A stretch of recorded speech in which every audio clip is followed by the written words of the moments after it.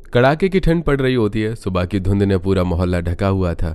घर की टूटी खिड़की से ठंडी हवा तेजी से अंदर आ रही होती है। कमला देवी शॉल को कसकर लपेटे चूल्हे के पास बैठी होती हैं। चूल्हे के पास रखी टोकरी में बस 4-5 आलू पड़े होते हैं। हे भगवान, ठंड भी ऐसी और घर में राशन के नाम पर बस थोड़े से आलू। पता नहीं आज बच्चों को क्या खिलाएं। नेहा चुपचाप पास बैठी आलूओं को देख रही होती है। उसके हाथ ठंड से कांप रहे होते हैं। मम्मी जी, चिंता मत कीजिए, जब ये आलू हैं तो पेट तो भर ही जाएगा। गरीबी में भी स्वाद ढूंढ लिया जाता है। कमला देवी नेहा की तरफ देखती है।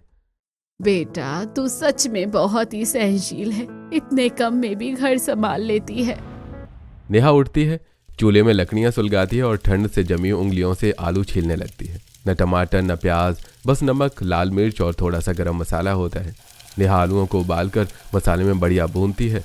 कुछ ही देर में आलू दम की खुशबू पूरे घर में फैल जाती है। सब एक एक करके चूल्हे के पास आ जाते हैं। वाह नेहा, आज तो खुशबू से ही भूख दुगनी हो गई है। अब लोग जमीन पर चटाई बिछाकर साथ बैठ जाते हैं। नेहा रोटियां परोसती है और गरम गरम आलू दम सबकी थाली में डालती है। भाभी, सच में मजा आ गया। तभी दरवाजे पर बाहर उर्मिला खड़ी होती है। नाक से खुशबू सूंघती हुई अंदर आती है। अरे भाई नेहा, आज क्या बना लिया तूने? इतनी खुशबू आ रही है कि रहा ही नहीं गया। कुछ नहीं दीदी, बस थोड़े से आलू थे और आलू दम बना लिया। टमाटर प्याज तो थे नहीं, पता नहीं कैसा लगा होगा। अरे जा, मेरी प्लेट लगा कर ला, मैं खा कर बताऊंगी। नेहा तुरंत एक प्लेट लगाती है और मिला पहला टुकड़ा खाती है और आंखें बंद कर लेती है। अरे वाह, सच कहूँ नेहा, ऐसे स्वाद के लिए बड़े बड़े होटल तरस जाए। और मिला बेटा, नेहा तो हमारे घर की लक्ष्मी है। घर में कुछ भी ना हो तब भी ऐसा खाना बनाती है कि पेट भर जाए, पर मन नहीं भरता। सब लोग मुस्कुराते हैं और ठंड में नीचे बैठकर खाना खाने लगते हैं। अगले दिन सुबह की ठंड और भी ज्यादा तेज चल रही होती है। आंगन में धुंध फैल रही होती है। दिव्या और उज्जवल स्कूल का बैग टांगे जूते पहन रहे होते हैं। दोनों ठंड से कांपते हुए भी जल्दी में होते हैं। मम्मी, हम जा रहे हैं। नेहा चूल्हे के पास बैठी शॉल ओढ़े उन दोनों को देखकर तुरंत उठ खड़ी होती है। अरे बेटा, भूखे पेट क्यों जा रहे हो? मैं अभी तुम्हारे लिए कुछ बना देती हूँ। नहीं मम्मी, आज हम स्कूल की कैंटीन में समोसा खाएंगे। हाँ मम्मी, वैसे भी बहुत ठंड है, आप आराम कर लो। लंच तो ले जाओ पर। दोनों बहन भाई घर से निकल पड़ते हैं। गली में ठंडी हवा चेहरे को चीरती हुई चल रही होती है। रास्ते में कुछ दूर चलने के बाद उज्जवल चुप्पी तोड़ देता है।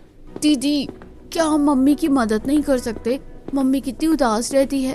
क्या करेंगे भाई, पहले हमें अपनी पढ़ाई भी पूरी करनी है। पहले स्कूल, फिर कॉलेज, तब जाकर जॉब मिलती है। हमारी स्कूल फीस भी तो कितनी ज्यादा है। हाँ भाई, पापा अपना सारा पैसा हम पर इन्वेस्ट कर रहे हैं। हमें बड़े होकर एक अच्छा इंसान बनना होगा। हाँ दीदी, मैं तो साइंटिस्ट बनूंगा। और मैं डॉक्टर। पहले हमें पढ़ाई पूरी करनी होगी, फिर देखना हमारा कितना बड़ा घर होगा। दोनों फिर से चल पड़ते हैं। ठंड में कदम तेज होते हैं। अगले दिन घर के कोने में रखी पुरानी खाट पर रामू जी कंबल ओढ़े लेटे होते हैं। खांसी रुक रुक कर आ रही होती है और शरीर में बिल्कुल ताकत नहीं बची होती है। कमला देवी कभी उनके पैरों को सहलाती है तो कभी सिराने बैठकर कंबल ठीक करती है। शाम को सब लोग एक साथ कमरे में बैठे होते हैं। ठंड से सब ठिठुर रहे होते हैं। बेटा, बहुत ठंड हो रही है, पता नहीं कब तक ये शरीर साथ देगा। सब चुप हो जाते हैं। देवेश चिंता से पापा की तरफ देखता है। रामू जी थोड़ी देर चुप रहने के बाद फिर कुछ कहते हैं। देवेश बेटा, 3-4 रिश्तेदारों को इकट्ठा करके आयुष की भी शादी कर लो। आप ये कैसी बातें करने लगे? अभी तो बहुत समय है। मैं मरने से पहले इसकी शादी देखना चाहता हूँ। घर में एक और बहू आ जाए, मेरा परिवार पूरा हो जाए। अरे आप ऐसी बातें क्यों करते हो? हो जाएगी इसकी शादी जब होनी होगी। आप बस अपनी तबीयत पर ध्यान दीजिए। मम्मी पापा, सच कहूँ तो एक रिश्ता मेरे पास है। मैं सोच ही रहा था बाद में बात कर लेंगे, लेकिन अब पापा ने कह ही दिया है तो मैं उन्हें आज ही घर पर बुला लेता हूँ। भगवान तुम्हारा भला करे बेटा। अगली सुबह घर में हलचल होती है। आयुष को देखने वाले मेहमान आने वाले होते हैं। मेहमानों के आने से पहले नेहा जल्दी से पड़ोस वाली उर्मिला दीदी के गार्डन में जाती है और कुछ सब्जी मांगती है। ले जा नेहा, आज तो तेरे घर खुशी का दिन है। नेहा कुछ आलू और गोभी तोड़ने लगती है। रसोई में पहुंचकर वो सादे मसालों में ऐसी खुशबूदार आलू गोभी की सब्जी बनाती है कि पूरा घर महक उठता है। थोड़ी देर बाद एक हाई फाई गाड़ी आकर रुकती है और उसमें से अंकल आंटी और उनकी बेटी महंगे कपड़े, बड़े चश्मे और चेहरे पर अलग सा घमंड लेकर नीचे उतरते हैं।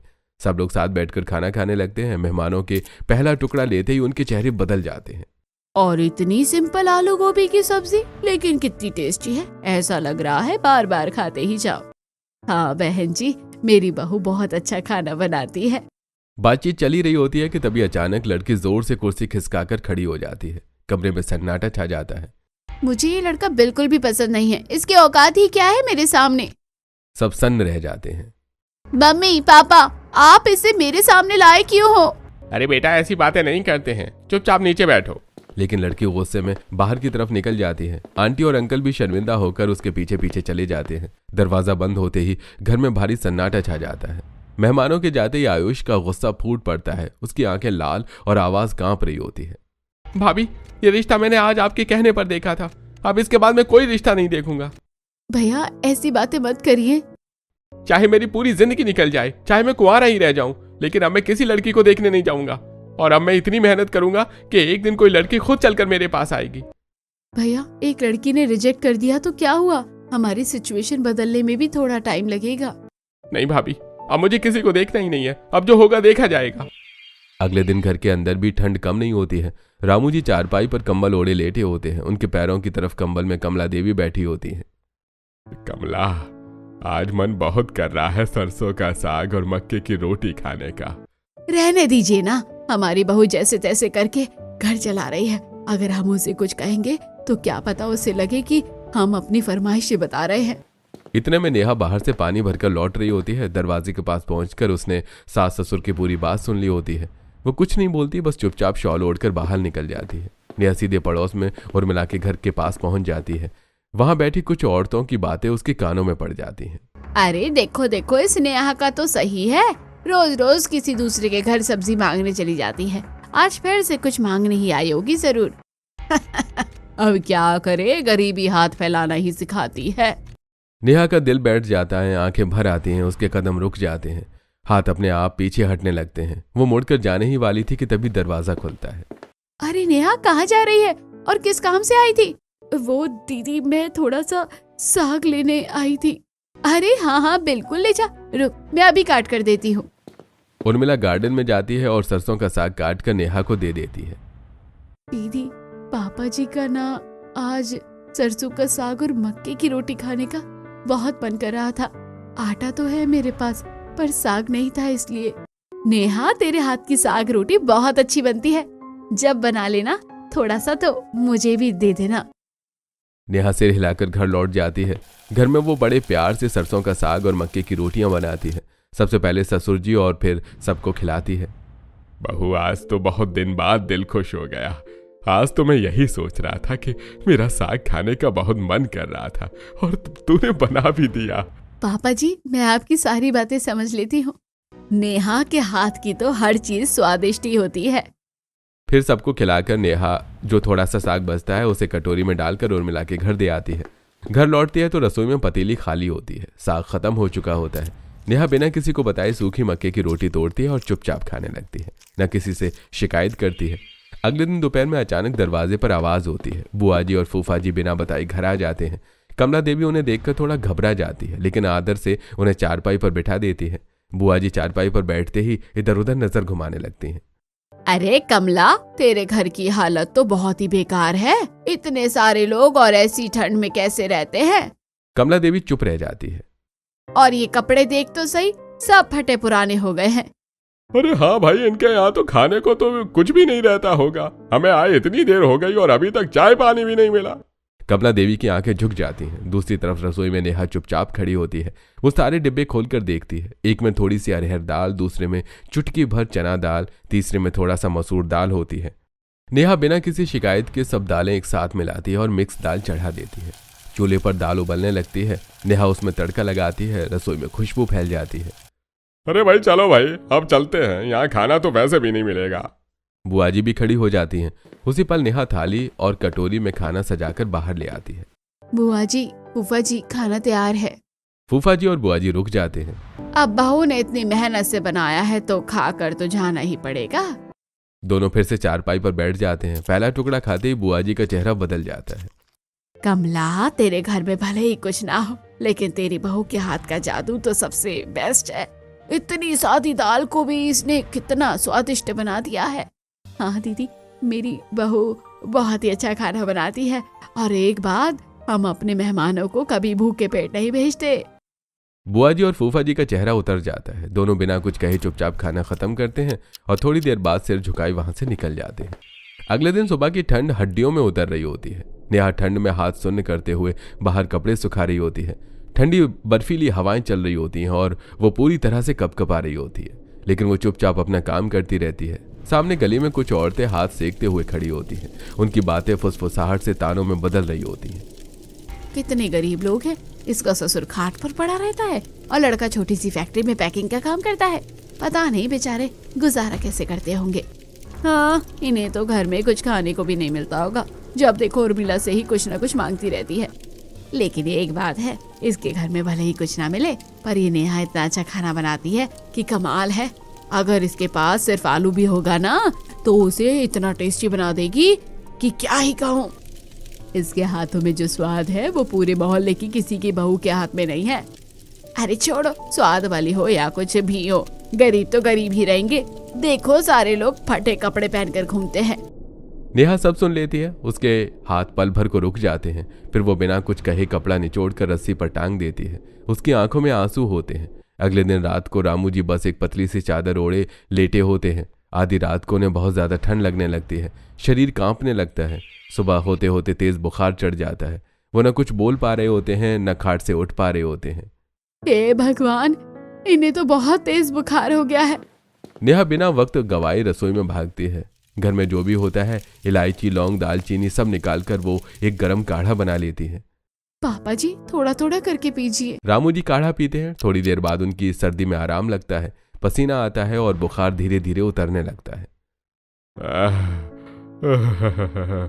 नेहा बेटा, तू ना होती तो पता नहीं हमारे घर का क्या हाल होता। पता नहीं जितनी अच्छी हमारी बड़ी बहू है, उतनी अच्छी छोटी बहू हमें मिलेगी भी या नहीं। एक दिन दोपहर के समय अचानक दरवाजे पर आवाज होती है। नेहा कपड़े समेट रही होती है। दरवाजा खोला तो सामने मयंक खड़ा होता है। चेहरे पर नई नौकरी की चमक और कपड़ों में ऑफिस का फैशन दिखता है। अरे मयंक, तू इस वक्त? दीदी, ऑफिस में लंच ब्रेक था, घर जाने के बजाय आपके पास ही आ गया। आपका घर पास पड़ता है ना। अच्छा किया, चल कोई बात नहीं, 2 मिनट रुक, मैं अभी कुछ बना कर लाती हूँ। वो रसोई में जाती है और मसाले, दाल, चावल के डिब्बे देखती है। न दाल न सब्जी, बस 2 टमाटर, 1 प्याज और 2 हरी मिर्च पड़ी होती हैं। नेहा पल भर सोचकर बिना मायूस हुए तीनों को एक साथ पीसकर झटपट चटनी बना लेती है। थोड़ी सी रोटी के साथ चटनी परोसकर वो भाई के पास ले आती है।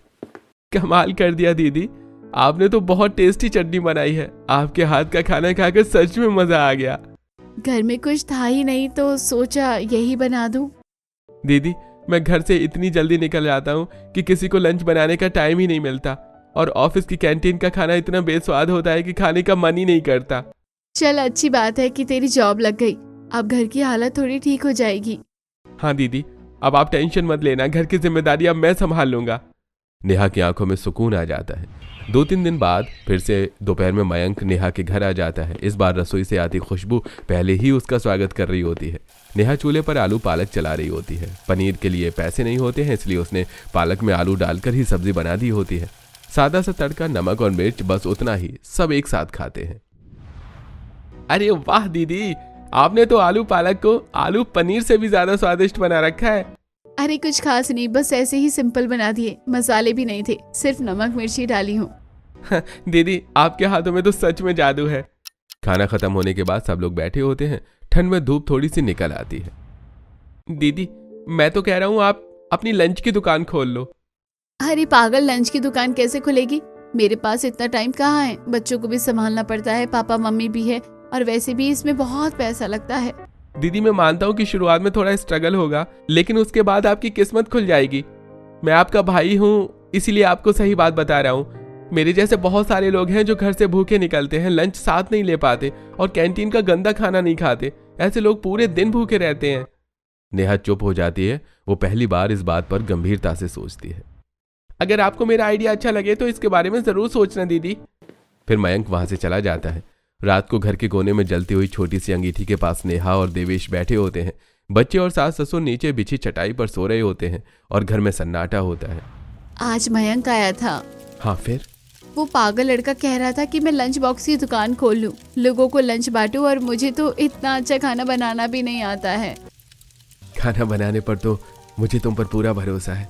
तुम बहुत अच्छा खाना बनाती हो। क्या सच में ऐसा कुछ हो सकता है? हाँ, और मयंक जो कह रहा है बात गलत भी नहीं है, लेकिन उससे पहले ये पूछना जरूरी है कि इसे शुरू कैसे किया जा सकता है। एक चांस लेकर देख लेते हैं, अगर कुछ होगा तो अच्छा ही होगा। ठीक है, अगर आप साथ रहते हो तो मैं मयंक से पूछ लूंगी। मैं हमेशा तुम्हारे साथ हूँ। अगली सुबह नेहा हिम्मत जुटाकर अपने भाई मयंक को फोन लगाती है। मयंक, कल तेरे जीजू कह रहे थे कि अगर ये लंच बॉक्स वाला काम शुरू करना है तो पहले ही समझना पड़ेगा कि शुरुआत कैसे करें। दीदी, इसमें थोड़ा स्ट्रगल तो होगा, लेकिन मैं आपको पूरा आइडिया बताता हूँ। नेहा ध्यान से सुनने लगती है। आप एक ठेला लगाइए, वहीं ताज़ा ताज़ा खाना बनाइए और वहीं से लंच बॉक्स पैक कीजिए। लोगों को दिखना भी चाहिए कि खाना ताज़ा बन रहा है। जब लोग देखेंगे कि गर्मा गर्म खाना बन रहा है तो अपने आप अट्रैक्ट होंगे। लेकिन बासी खाना तो सच में कोई पसंद नहीं करता। बस यही तो पॉइंट है दीदी, हम ताज़ा खाना ही रखेंगे, बासी खाना तो कोई भी नहीं खाता। और ये ठेला हम लगाएंगे कहाँ पर? दीदी, गांव से बाहर निकलते ही जो आईटी एरिया है ना, वहीं लगाइए। वहां सब ऑफिस वाले रहते हैं, 3-4 बड़ी कंपनियां भी हैं। लड़के लड़कियां जो अकेले रहते हैं उन्हें घर का खाना नहीं मिलता, वो आपका खाना जरूर खाएंगे। ठीक है मयंक, अब समझ में आने लगा है। नेहा शाम को सारी बातें अपने पति देवेश को विस्तार से बताती है। उसके बाद मयंक को समझ जाता है और नेहा से एक दिन की फैक्ट्री से छुट्टी लेने को बोलता है। हाँ ठीक है, मैं अपना पैकिंग का काम कुछ समय के लिए छोड़कर पहले तुम्हारा ठेला तैयार करता हूँ। लेकिन तुम्हारा काम? काम फिर मिल जाएगा, पहले इस सपने को मौका देते हैं। अगले दिन कड़कड़ाती ठंड में देवेश बहुत सारी लकड़ियां, लोहे के पाइप और तख्ते लेकर आता है। ठंड से हाथ सुन्न हो रहे होते हैं, लेकिन आंखों में जोश होता है। वो सुबह से शाम तक ठेला बनाने में जुटा होता है। हथौड़े की आवाज गूंजती रहती है। नेहा दूर से देवेश की मेहनत देख रही होती है। शाम को नेहा और देवेश हिम्मत करके सारी बात कमला देवी और रामू जी को बता देते हैं। कमला देवी कुछ पल चुप रहती है, फिर उठकर अंदर जाकर एक छोटा सा लिफाफा ले आती है। बेटा, ये मेरी एफडी के पैसे हैं जो मैंने अपने पोता पोती के लिए जमा किए थे। देवेश और नेहा दोनों चौंक जाते हैं। लेकिन अभी तुम्हारा काम ज्यादा जरूरी है, और वैसे भी ये सब तुम्हारे लिए तो कर रही हूँ। वो पैसे नेहा के हाथ में रख देती है और नेहा हैरानी से देख रही होती है। मेहनत करना बेटा, भगवान साथ देगा। अगले ही दिन नेहा और देवेश बाजार जाते हैं। सीमित पैसों में बर्तन, टिफिन बॉक्स, चूल्हा, गैस और मसाले खरीद लेते हैं। हर चीज सोच समझ कर लेते हैं। जैसे तैसे दोनों घर जा रहे होते हैं और उर्मिला बाहर खड़ी होती है। अरे नेहा, कहाँ से सामान लेकर आ रही हो? अरे कुछ नहीं दीदी, बस लंच बॉक्स का काम शुरू कर रही हूँ। जब तक काम जम ना जाए, सब्जी मेरी तरफ से। अगले दिन सुबह सुबह मयंक नेहा और देवेश को अपने साथ ले जाता है और उन्हें आईटी एरिया की तरफ ले आता है। जैसे ही वो गांव की सीमा से बाहर निकले, सामने ऊंची ऊंची कांच की बिल्डिंग्स और लंबे लंबे टावर दिखाई देने लगते हैं। चारों तरफ ऑफिस जाने वाले लोग, तेज कदम और अलग ही दुनिया का शोर होता है। नेहा पहली बार उस जगह को देखती है। मन में डर भी और नई उम्मीद भी होती है। नेहा अपना ठेला लगाती है। ठंड इतनी तेज होती है कि हवा सीधे चेहरे पर चाकू की तरह लग रही होती है। शॉल बार बार उड़ रहा होता है और हाथ सुन्न हो रहे होते हैं। वो ठेले के पास खड़ी रहती है और गरम गरम दाल उबाल रही होती है। सब्जी की खुशबू भी होती है, लेकिन लोग बस देखते हैं और आगे बढ़ जाते हैं। कोई नहीं रुकता, कोई नहीं पूछता। नेहा की आंखें बार बार रास्ते पर टिक जाती हैं और फिर झुक जाती हैं। अगले दिन फिर वही ठंड, वही तेज हवा होती है। नेहा फिर से लंच बॉक्स का ठेला लगाकर खड़ी रहती है। अरे लंच बॉक्स वाली का खाना अच्छा लग रहा है, पर चलो यहाँ से कैंटीन में खाएंगे। लोग कहते कहते चले जाते हैं। एक भी लंच बॉक्स नहीं बिकता। नेहा का मन टूटने लगता है। तीसरे दिन देवेश भी खड़ा साथ होता है। दोनों ठंड में कांपते हुए लोगों को देखते रहते हैं। नेहा, ये लोग ऐसे ठेले पर नहीं आने वाले हैं। नेहा उसकी तरफ देखती है। हमें खुद जाकर लोगों को लंच देना पड़ेगा। लेकिन कैसे? चलो यहीं से शुरू करते हैं। दोनों टिफिन बॉक्स उठाकर अपार्टमेंट के अंदर चले जाते हैं। पहली मंजिल पर घंटी बजाते हैं, कोई नहीं खोलता है। दूसरी मंजिल पर नहीं चाहिए। तीसरी, चौथी, कहीं दरवाजा नहीं खुला। कोई मना कर देते हैं। ठंड से हाथ कांप रहे होते हैं, सांस फूल रही होती है, लेकिन दोनों चढ़ते रहते हैं। 25 फ्लोर तक जाते हैं, हर फ्लोर पर घंटी बजाते हैं और हर फ्लोर पर निराश होकर लौटते हैं। आखिरी फ्लोर पर एक लड़का दरवाजा खोलता है। लंच बॉक्स है? हाँ जी, घर का बना हुआ। लड़का एक बॉक्स ले लेता है और 100 रुपए देवेश के हाथ में रख देता है। देवेश वो नोट देखता है, कांपते हाथों से पहले 100 रुपए आ जाते हैं। नेहा की आंखें भर आती हैं। अगले दिन देवेश और नेहा कंपनी के बाहर लंच बॉक्स का ठेला लिए खड़े होते हैं। इस बार उनके पास पहले से ज्यादा लंच बॉक्स होते हैं। नेहा सुबह सुबह ठंड में उठकर दाल, सब्जी और चावल बनाई होती है। भाप उठती देखकर उसे लगता है कि शायद आज कुछ अच्छा होगा। देवेश हिम्मत करके गेट की तरफ बढ़ता है। भाई साहब, हमें अंदर जाकर लंच बॉक्स बांटने हैं। अरे चलो यहाँ से, अंदर किसी को लंच बॉक्स नहीं चाहिए, अंदर बहुत बड़ी कैंटीन है, भागो यहाँ से। नेहा और देवेश अपमानित होकर वापस मुड़ जाते हैं। नेहा की आंखें भर आती हैं। चलो दूसरे अपार्टमेंट में चलते हैं। दोनों फिर से दूसरे अपार्टमेंट में जाते हैं। सीढ़ियां पहले की तरह लंबी होती हैं। 1, 2, 10, 20 पैर दर्द से सुन्न हो चुके होते हैं। शाम होते होते दोनों पूरी तरह से टूट चुके होते हैं। उस दिन एक भी लंच बॉक्स नहीं बिकता। घर लौटते समय नेहा बस इतना कहती है, शायद कल अच्छा होगा। अगले दिन फिर कड़कड़ाती ठंड में हवा ठंडी चाकू की तरह चेहरे पर लग रही होती है। नेहा फिर ठेला लगाती है और फिर ताज़ा खाना बनाती है। फिर वही इंतजार। तभी दूर से 4 दोस्तों का ग्रुप आता दिखता है। 2 लड़के और 2 लड़की होती हैं। सबके चेहरे भूख से थके हुए होते हैं। यार कहाँ खाना खाएं? कैंटीन का खाना खा करके पक गए हैं, कुछ समझ ही नहीं आ रहा है। अरे देखो, ये दीदी तो फ्रेश खाना बना रही है और लंच बॉक्स भी पैक कर रही है। चलो यहीं चलते हैं। चारों नेहा के ठेले के पास आ जाते हैं। जी, लंच बॉक्स है, घर का बना है। चारों एक एक लंच ले लेते हैं। पहला टुकड़ा खाते ही उन सबकी आंखें चमक उठती हैं। दीदी, आपने तो कमाल कर दिया, इतना टेस्टी खाना। धन्यवाद भैया। उस दिन चारों पूरा खाना खत्म करके चुपचाप चले जाते हैं। अगले दिन फिर वही 4, फिर अगले दिन फिर वही 4। अब नेहा उन्हें नाम से जानने लगती है, राहुल, अमन, पूजा और स्नेहा। एक दिन सब लंच खाते हुए बातें कर रहे होते हैं। नेहा दीदी, आपके ठेले की शुरुआत बिल्कुल झरने जैसी है, धीरे धीरे लेकिन रुकने वाली नहीं है। अरे रहने दो राहुल भैया, आप तो ऐसे ही मजाक करते हो। दीदी सच बताएं तो आप हमारी लाइफ का पार्ट बन गई हो। आप नहीं दिखती तो मन ही नहीं लगता। तुम लोग भी तो मेरे लिए अपने से हो गए हो। दीदी, आज मैं आपकी वीडियो बनाऊंगी और फेसबुक पर डालूंगी। अरे नहीं दीदी, कुछ रिस्पांस नहीं चाहिए, तुम लोग रोज आ जाते हो वही बहुत है। दीदी, आप इतना अच्छा खाना बनाती है तो आपके हाथ का खाना दुनिया भर में मशहूर होना चाहिए ना। पूजा वीडियो बना लेती है। नेहा का ताज़ा खाना, हाइजीन, प्यार से पैक करते हाथ वीडियो में आते हैं। वीडियो फेसबुक पर डाल देती है। रात भर में सैकड़ों व्यूज हो जाते हैं। सुबह तक हजारों कमेंट आने लगते हैं। देखो कितने साफ तरीके से लंच पैक कर रही है, काश हमारे ऑफिस के पास भी ऐसा खाना मिलता, लंच बॉक्स वाली दीदी सुपर हैं। धीरे धीरे लोग नेहा को लंच बॉक्स वाली कहने लगते हैं। पर ठेले पर भीड़ लगने लगती है और ऑफिस वाले, लड़कियां, लड़के सब आते हैं। दीदी देखो, फेसबुक नामक चीज ने जिंदगी बदल दी। मैंने एड्रेस भी डाल दिया था। नेहा की आंखों में खुशी आ जाती है। धीरे धीरे आमदनी बढ़ने लगती है। देवेश पैकिंग का काम छोड़ देता है और आयुष भी मदद शुरू कर देता है। कुछ महीनों बाद नेहा अपना छोटा सा पक्का घर बना लेती है। बहू, तूने हमारा भाग्य बदल दिया। हमारी बहू हमारे घर की लक्ष्मी और शान है। ये सब हमारी प्यारी और बहादुर भाभी ने किया है, उनके बिना हम कुछ भी नहीं है। मम्मी, सबके पापा उनके हीरो होते हैं, लेकिन हमारी हीरो तो आप हो और पापा भी। मैं इसके साथ पूरा पूरा दिन रहा हूँ और मुझे ही पता है इसने सब कैसे संभाला है। हार हार कर फिर एक नई उम्मीद देखी है।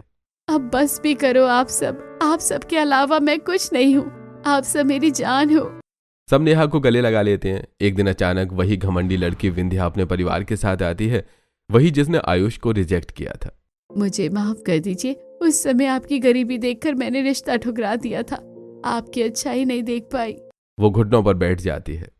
क्या आप मुझसे शादी करोगे? माफी मंजूर है, लेकिन कभी किसी को उसकी हैसियत से मत आंकना। हाँ, वादा करती हूँ। आयुष रिंग स्वीकार कर लेता है और दोनों की शादी हो जाती है। घर में खुशियां लौट आती हैं। कुछ महीनों बाद नेहा, देवेश, आयुष और उसकी पत्नी सब एक साथ ट्रिप पर घूमने जाते हैं।